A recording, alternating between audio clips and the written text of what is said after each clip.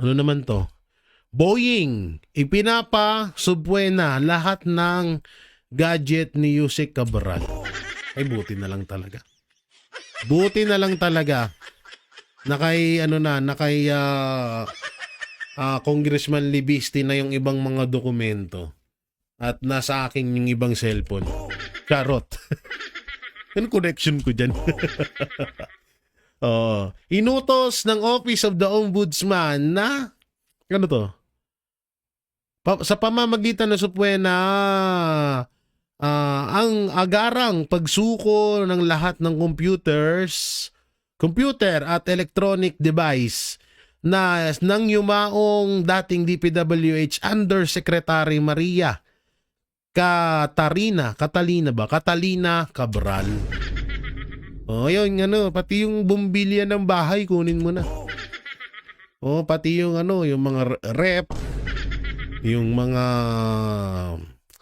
oven, washing machine, mop, yung plancha, dryer, kunin mo na lahat. Pare.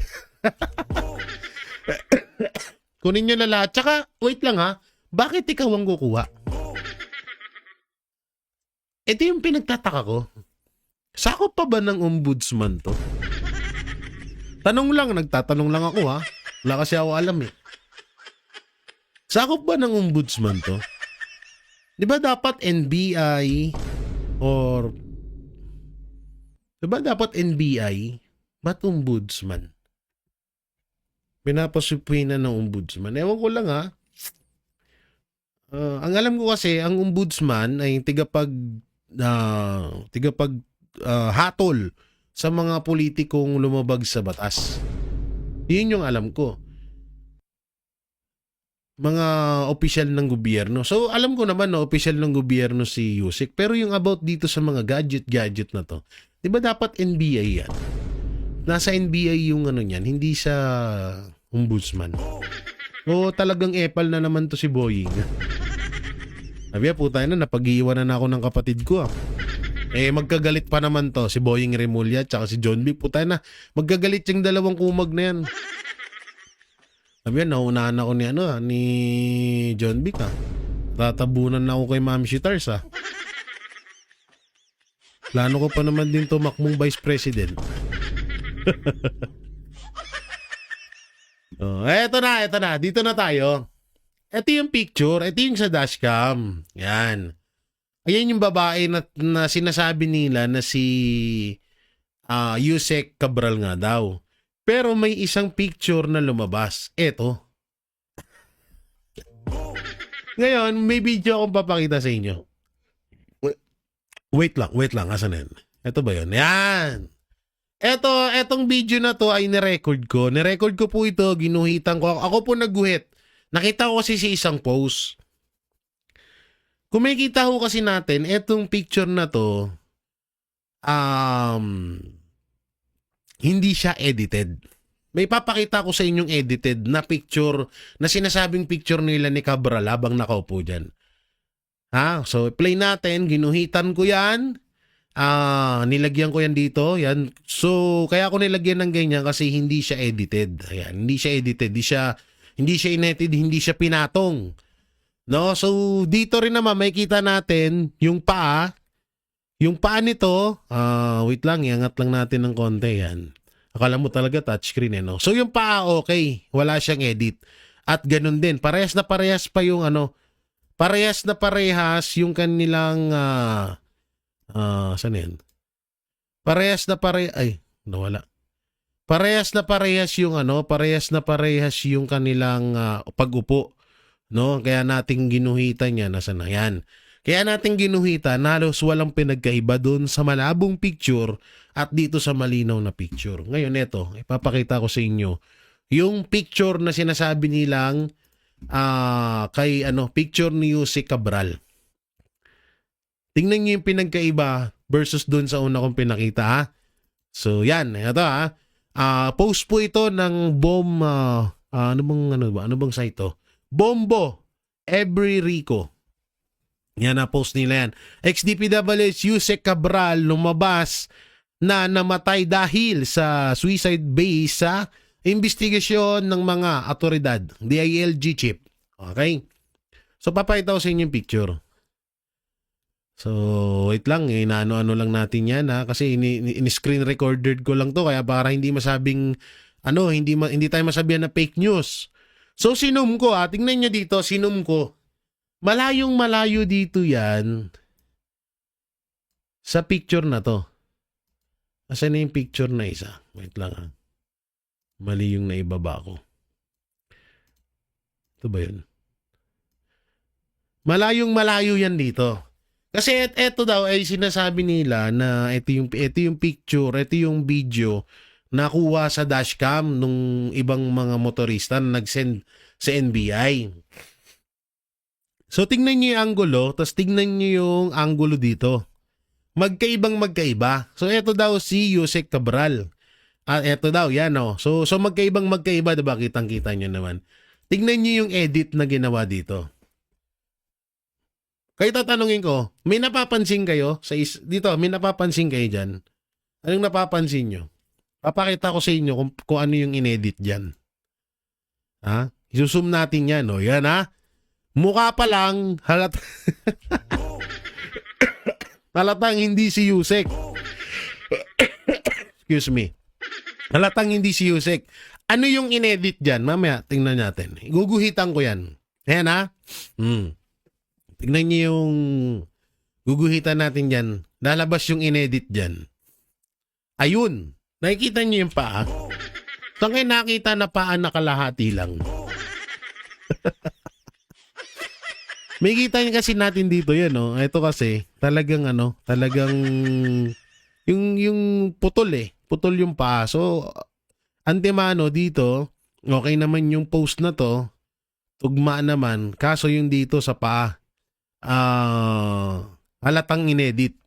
Tapos, meron pa yan. Kung makikita nyo yung video ko, kung ipopost ko na lang sa Facebook, yan no, yung balikat din. Malaki yung dito, tas dito maliit. Diba? So, kung napanood nyo si Yusek Cabral, nung December, i-type nyo na lang dyan para hindi na tayo mahirapan. Nung December 11, pumunta sila ng kanyang driver sa ICI, may kita ho natin na payat si Yusek Cabral. Pero dito, mataba. Okay? Play natin. Papakita ko pa sa inyo yung iba pang mga edited dyan sa picture na yan. Ayan. So dito may kita nyo dyan. Eto, yan o, edited din o. Ayan o, tingnan nyo, halatang inedit Hindi natabas. Hindi natabas tong parte na to. Di ko alam kung saan to nakaupo tong babae na to na hindi natabas tong parte na to. Pati dito yan, kung makikita nyo yung picture is talagang edit na edit. Ayan. Ano yung picture? Yan o, inedit talaga yun. Yan. Kaya ginuhitan ko yan dyan Malayong malayo talaga Eto, halatang edited to. Halatang edited tong video na to. Pero ano nga, tas ngayon eto, may lumalabas nga ho dito na hindi nga talagang etong ay mas lalong nagpatibay sa mga netizen na etong si Yusek Cabral ay hindi nga daw ito. Yan, hindi nga daw siya yan. Siguro may iba pang tao na umupo dyan at hindi siya yan. Kasi nga eto nga daw yung tao na yan. At talagang kitang-kita na kasi kung mapapansin natin yung kaninang picture, malaki. No, malaki yung braso. Si Yusek Cabral po ay payat lang. Kaya dito nagtataka ang mga netizen. Tapos dito, eto walang nakikitang paa kundi pa ganyan lang siya. Doon sa isa merong paa na. So ganda yan. Ulitin ko, yan yung sinasabing dashcam. Ito naman yung pinost ng iba ngayon na talagang nakaupo nung time na yun doon. So yun ano pa ba? Asan na yung mga natin? At eto pa pala. Eto na, sumagot na rin pala si BP Sara dito sa mga paratang nila mapatungkol kay Madriaga. At ito nga, sabi ni BP Sara, siya ay nagpapakalat ng maling pahayag sa mga otoridad ng gobyerno bilang bahagi ng isang planadong hakbang upang hadlangan at sirain ang aking posibleng pagtakbo sa pagiging pangulo. So isa na naman pala talaga tong si Madriaga. Isang matatawag na isang material para sa kasiraan ni Vice President Sara Duterte. So ready na ba kayo dito sa huling ipapakita ko sa inyo? Eto na.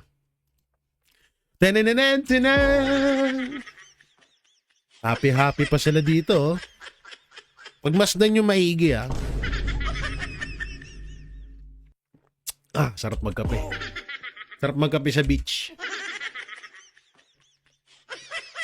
Ang sarap magkape sa beach with the beach.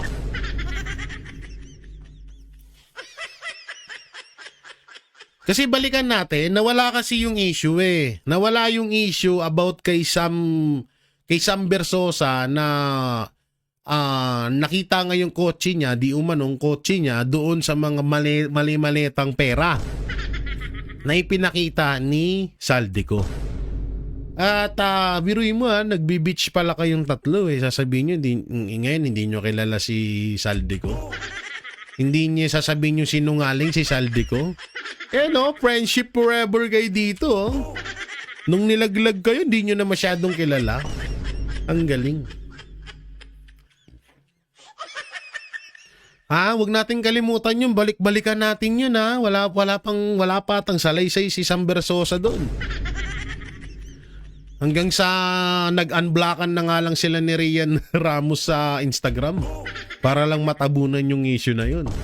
Pero dito hindi natin nahahayaang mawala yung mga issue nyo Siyempre nandyan si The Pork Barrel King and si Bataan na tuwang-tuwa kay Martin Romualdez, 'di ba? Na ngayon ay nawala yung issue dahil nandun pala yung sasakyan niya dun sa na yun. Sa mali-malitang pera. Kaya huwag nating kalimutan yung mga yan. So dito tayo sa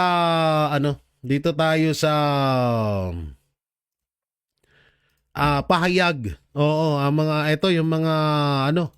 Yung mga bagong pangalan dito sa Cabral Death Forbes. So panoorin natin.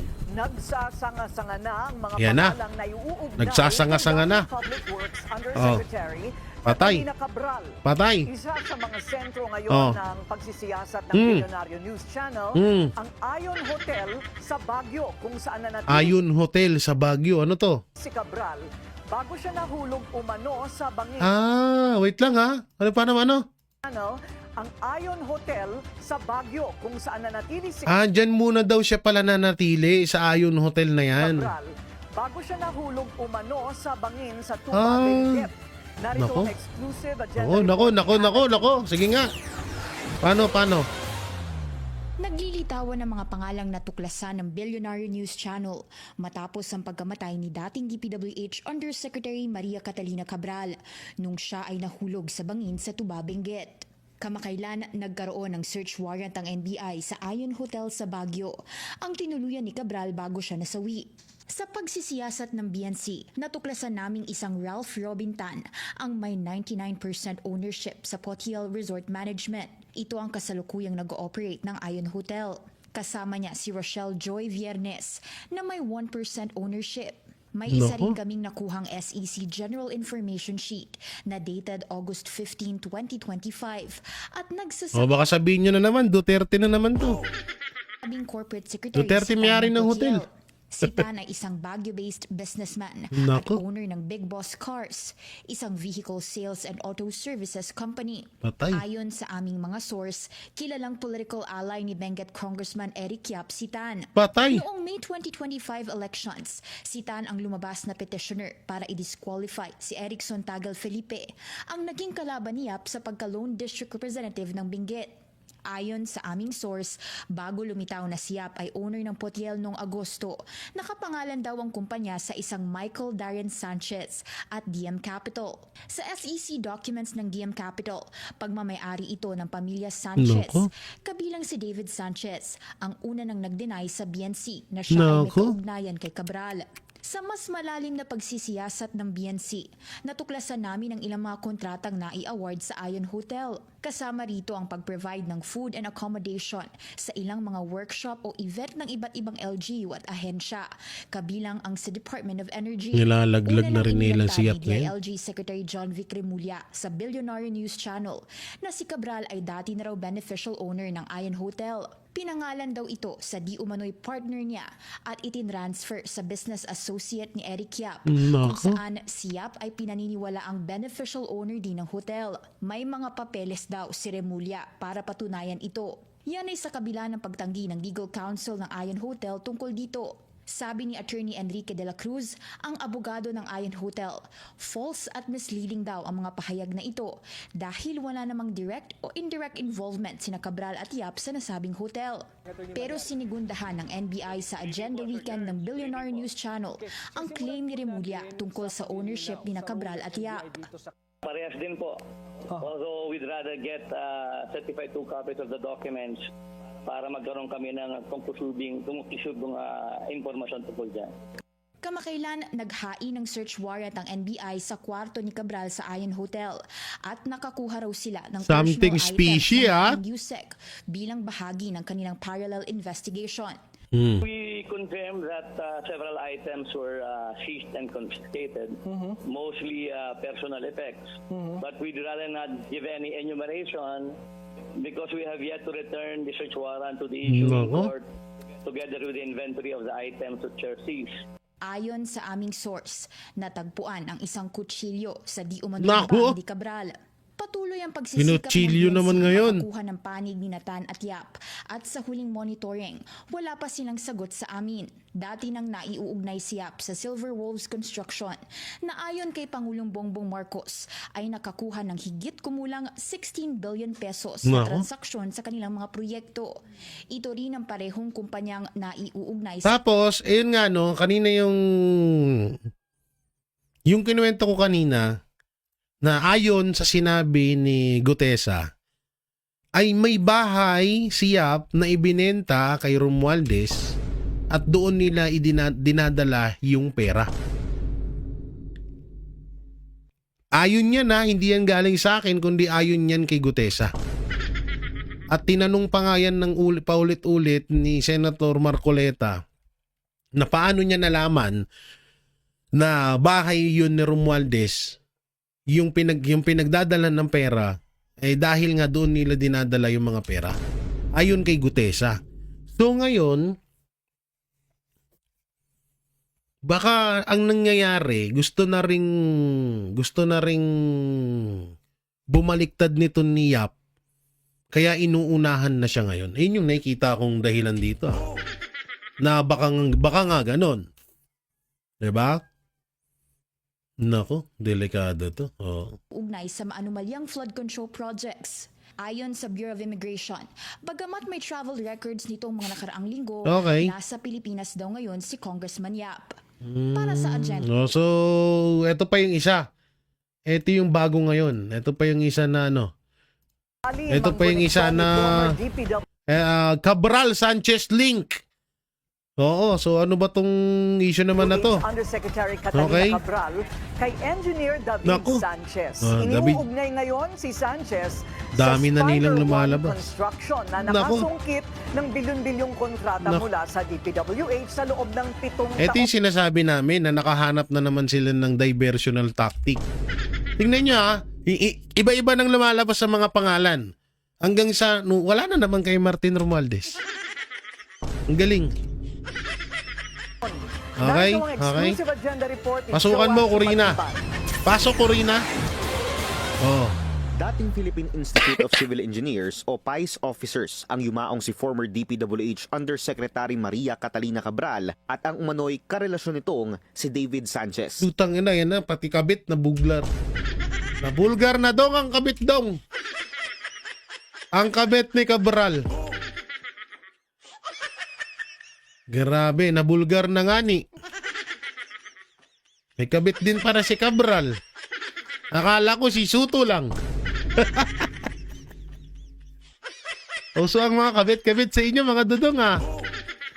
Ang dami niyo mga kabit-kabit ha. Okay, dating karelasyon. Isang bagay na una nang itinanggi ni Sanchez sa Billionaire News Channel. Yes, magkasama kami sa PICE. Patay, magkasama. Sa organization. We know each other, pareho kaming past presidents eh. We are all national officers. Si Sanchez ang presidente ng DM Holdings Nako, Capital Corporation ayan na nga. noong 2022. Kaya pala shiny yung mukha dito ni Ma'am Cabral eh. Nandyan si Boylet. Ang kumpanyang humawak sa Holiday Inn sa Baguio City bago ito binili ng business partner ni Benguet District Representative Eric Yap na si Robin Tan at pinangalan ng Ion Hotel sa ilalim ng Potiel Resort Management. Dito sa hotel na ito huling nag-check-in si Cabral bago matagpuan ang kanyang katawan sa bangin ng Tuba Benguet. Sa mas Napunta malalim na. na pagsusulit Layo ng na lang Billionaire News napunta na Channel, issue. nadiskubre naming si Sanchez din ang dating general manager ng Spider One Patay. Construction Company. Siya rin ang isa sa incorporators o unang nagtayo ng kumpanya noong 2017 ayon sa mga dokumentong nakuha namin sa Nako. Securities and Exchange Commission. Mula 2018 hanggang 2025, aabot sa 37 DPWH contracts worth 5.8 billion pesos ang napanalunan ng Spider One Construction sa iba't ibang parte ng bansa. Pinakamarami sa mga kontrata nito makikita sa Cordillera Region, kabilang na ang construction ng Benguet Convention Center noong 2024 na proyekto umano ni Congressman Eric Yap. Ayon sa official statement ng Spider One, Niyari factually talaga si incorrect Eric umano Yap ang koneksyon yan. ni Cabral sa nasabing kumpanya. Wala rin daw professional, business at personal relationship sa pagitan ng yumaong former undersecretary at ni Sanchez na nagsilbing general manager ng Spider One Construction dati. Para sa agenda, Jowa Ito yung ano dito, no? Ang tanong dito, bakit kaya parang niyayari na si Eric Yap ngayon? Kasi ang liwanag dun sa video ni, sa statement ni Gutese, na tong si Eric Yap ay, tropang malapit ni Romualdez. Nako, kung ako sa'yo, Eric Yap, na may yung katulad niyan, pinaano ka na, tinatrabaho ka na ngayon, unahan mo na sila. Oo. Wiri mo, ikaw naman susunod na, tatargetin, tapos na kay Diskaya eh. Ikaw na yung sunod na target ngayon. Malamang sa malamang yan, eto nang si Eric Yap.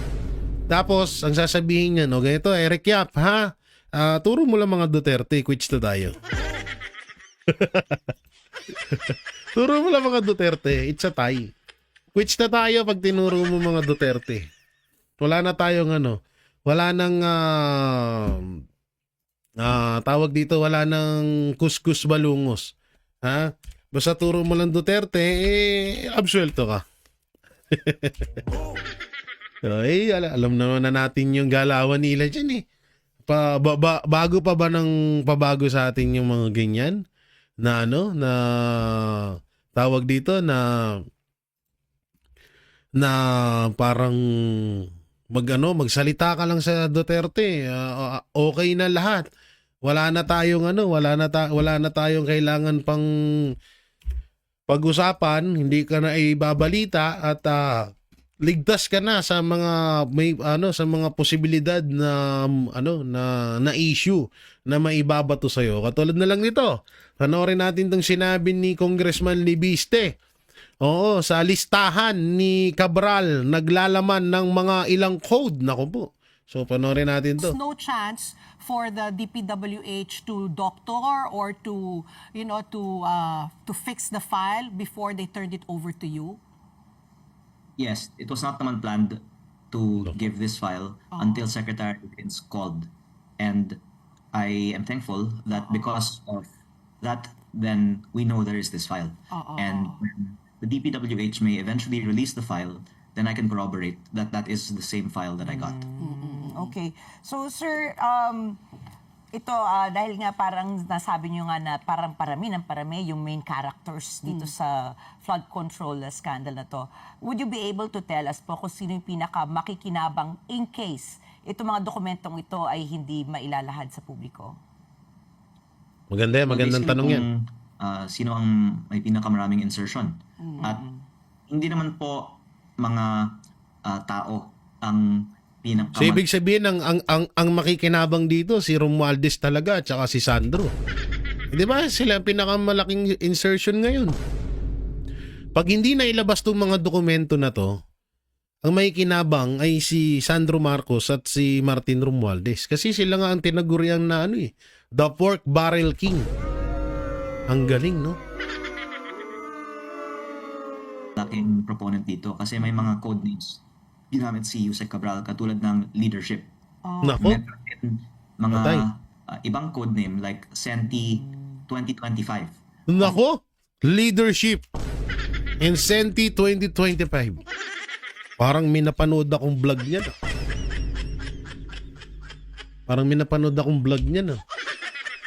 Naku, kung ako sa inyo, i-private nyo na yung vlog na yun. Kasi tinawag niya yung anak niya doon na Senti. Naku. 100B of projects na I shared last time on your show. Also, may 20B doon na lahat na awards sa mga proyekto na may kaugnayan si Congressman Edwin Garjola. May iba-ibang Si Gardriola. mga lists that ended up going to certain big contractors, and I would then think it is best that DPWH be the one to explain all of the code names in Yusek Cabral's file. May mga code names. Oo. So kung you mentioned also no na Ang tinutukoy sigurong code name dito ni Congressman Lebiste is katulad nung sa mga confidential fund na may iba't ibang mga pangalan. Kasi kaya tsaka ito rin ata yung issue dito sa mga insertion na to. Sa mga budget insertion na dapat hindi ang pagkakaalam ko hindi dapat ginagawang code. Mali ata yun ang pagkakaintindi ko dun. Dapat hindi code ang inilalagay doon, kundi talagang mismo dapat na full name nung paglalaanan nung budget insertion na yun. Parang doon pa lang mali na yun na bakit code bakit hindi true name, hindi full name ang inilagay doon. Para nga naman hindi mahuli. Yun yung masaklap diyan. So paano yan kung code lang? parang mas maraming alam si Yusek Cabral kaysa kay Yusek Bernardo at kay former DPWH Secretary Manuel Bonoan. Paano magkakaalam si Bonoan wala na nga, nasa ibang bansa na. Ang masaklap pa nga dun, baka patay na nga si Bonoan Huwag naman sana di ba, sa totoo lang. Di ba, ipinalabas ni wala tayo, ni walang video, picture, ni walang sabi-sabi, hindi nga lumilitaw si Bonoan sa kung saan-saan Hindi katulad ni Saldico na kahit papano masisigurado pa nating buhay pa siya. Hindi ko na rin alam ngayon kasi wala na rin video na nilalabas. 'Di ba? So hindi rin natin alam na kung buhay pa ba din yan sila Bonoan at si Saldico. Maraming alam yan si Bonoan, sekretary ng DPWH, yung undersecretary nga. Ang daming alam si Bonoan pa kaya. Posible yun.